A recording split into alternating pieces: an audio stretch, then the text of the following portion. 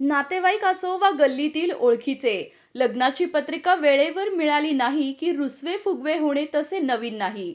मात्र लग्नाचे आमंत्रण का दिले नाही याच क्षुल्लक कारणावरून थेट लाकडी दांडक्याने हल्ला करून एका तरुणाला गंभीर जखमी केल्याची धक्कादायक घटना बार्शी शहरातील वडर गल्ली परिसरात घडली आहे. या प्रकरणी बार्शी शहर पोलिसात मायलेकाविरुद्ध गुन्हा दाखल झाला आहे.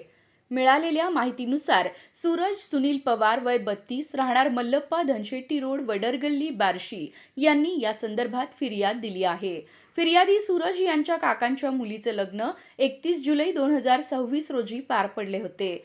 या लग्नाचे आमंत्रण गल्लीत राहणारे नातेवाईक निलेश राजेंद्र मंगळवेढेकर व त्यांची आई शारदा राजेंद्र मंगळवेढेकर यांना देण्यात आले नव्हते. यावरून मंगळवेढेकर कुटुंबाच्या मनात राग होता.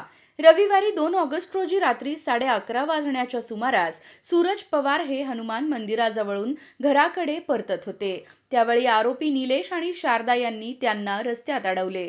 सुरुवातीला शिवीगाळ करत निलेशने सूरज यांच्या अंगावर सायकल टाकण्याचा प्रयत्न केला.